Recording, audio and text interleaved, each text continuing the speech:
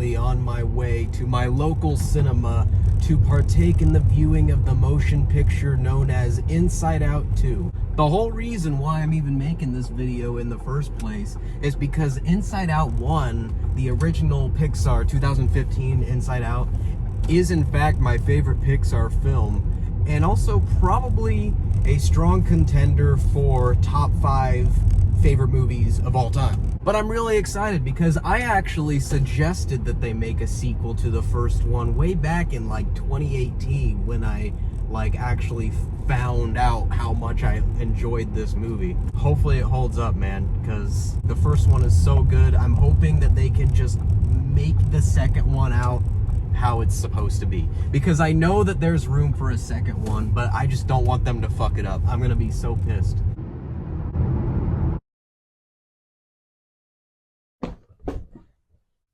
Inside Out 2, the sequel to one of my favorite movies and my all-time favorite Pixar movie. Does it hold up? The movie theater that I normally go to when I want to go see a movie is a pretty rundown, borderline almost out of business movie theater because no one goes there. I mean, every time I go there, there's like 2 other people per movie. It's crazy how empty it is most of the time.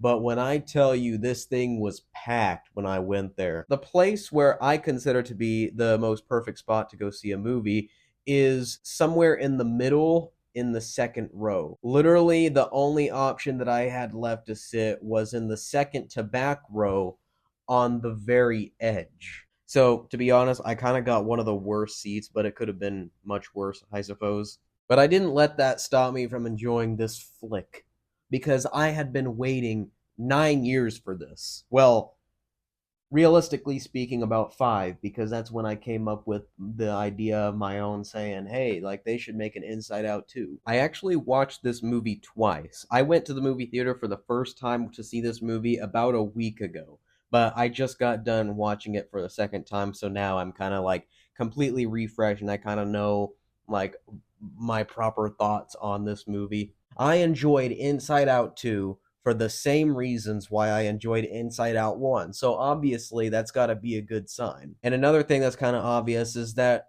honestly, if there's any Pixar movie that needed a sequel, in my opinion, it would definitely be this one. Dealing with the idea of emotions and everything, there's just so much that you can do with that, and there's different stages of life. This movie kind of metaphorically represents like the difference between, being a child and becoming a teenager. So obviously in doing that, you're going through puberty, and so obviously you're gonna have to add new emotions like anxiety, for example. I think anxiety is a very needed emotion for this movie in particular. We learn pretty quickly that Riley has since made new friends since the previous movie, Ivy and Bree. But the way everything is set up, it just seems to be so perfect. The way how the construction workers, when they kind of like break in the middle of the night, and then as soon as like Riley wakes up that morning, they kind of leave their mess behind, which is essentially like what puberty is. It's kind of a slow moving process, as we all know. You can feel kind of how stressful it is for Riley and the other emotions, her main emotions in her head, when these new emotions just kind of unexpectedly show up, which makes a lot of sense and I think was executed beautifully. I like kind of the whatever that belief system thing is. I think that was really clever. The thing where it's like at the bottom of headquarters and there's those strings and then you pluck them and then it's like, I'm a good person. Obviously, you can't forget to mention the metaphorical bottling up your emotions when the other emotions kind of take over, the main emotions, which is, kind of a big deal when they literally put them in a bottle and take them away. I mean, that's like it's pretty metaphorical but very easy to kind of understand and connect that with your real experiences. And at the same time, Riley, she's in this hockey camp with her friends, but her regular emotions like joy, sadness, disgust, fear, and anger, they're all gone, and the new emotions are completely taking over what she's saying and doing and acting while she's at this hockey camp. And of course, with anxiety and envy, and then on top of that, at this camp, there's this other, like, older, more popular girl there that's, like, really good at hockey that she kinda looks up to, she wants to impress. The only emotions that are there are, envy and anxiety, embarrassment, ennui, especially anxiety has a pretty big role in this, as it does in real life as well. She's trying to impress this older, cooler girl, and she kind of strays away from her regular friends. It kinda has the same theme as the first movie, but with just different, newer concepts, which really I couldn't really think of another way to do it, so I guess I'm not really complaining too much. I mean, it's just the emotions are far away from headquarters. They need to get Riley's, uh, sense of self back that anxiety threw out, because without that sense of self, she's, well, not herself. Nearing the end of the movie, when all of the main emotions finally are able to come back to headquarters, at this time, anxiety is basically giving Riley an anxiety attack. Joy tries to stop anxiety. There's a bunch of sparkles from Joy leading up to the thing where they press the buttons, whatever the fuck that thing is called. And the way I saw that, it was like Riley wants joy. Riley wants to feel joy at this point because she's being so overwhelmed with all of these other emotions that at this point she has no choice but to feel joy. She's choosing to feel joy and to just not worry about all of the bad outcomes of bad things that can happen. She finishes the hockey game that she is playing and she has fun doing so. I kind of like how in the last movie the main kind of theme near the end of it was that, like, we as people, we as humans, we need sadness, and it's okay to feel sad, it's okay to cry. It's actually good to feel sad and to cry and get those emotions out. In the second one though, the way I'm seeing it is that it's symbolizing that we do have anxiety and we just kind of have to learn to deal with it.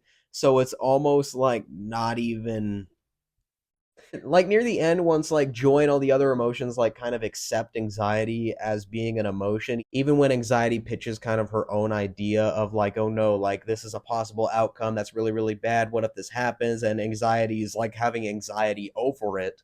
And even though the other emotions have accepted anxiety, even joy was like, shut the fuck up, go sit down, think about something better. Like, it's like anxiety is still just not even needed. Anxiety is actually an emotion that we do not need. Unless we do. In very mild cases, I guess anxiety could be good because in a way it's kind of like fear almost. You gotta make sure like you're gonna do everything right. I mean, I guess just don't let it consume your whole life. Overall, I really liked Inside Out 2. I loved it, as a matter of fact. I thought it was great. It was honestly just as good as I hoped for it. It was just as good as I anticipated it to be. Was it as good as Inside Out 1? No, not quite. I mean, there's a lot of new, fresh ideas with Inside Out 2, but you could tell that it correlates a lot with the first one. There's even like innuendos to the first one. There's references to the first one, like the Triple Dent gum commercial. I would say the Inside Out 2 is not as emotionally moving as the first one, but I also don't think it was really supposed to be. I mean, this is kind of a whole new, same concept, but different subject. Yeah, Inside Out 2 was good, exactly what I hoped for it to be. No worse, no better. It was good. I liked it a lot. I would say that Inside Out 2, in my opinion, is in fact a sequel that delivers. Once again, like I said before, I'm not really much of a reviewer, and on the times where I have reviewed things, it's been on movies that are just kind of like weird. If you know, you know. If you've been around this channel before, you'll know. But if this is your first video you've seen by me, this is not the normal thing. This is not the norm for me. Okay, I don't review Pixar films, but I did this time because come on, I had to. Yeah, so I think that's gonna be pretty much it. Thank you everyone for watching. Hope you all enjoyed. That's it. We'll see ya.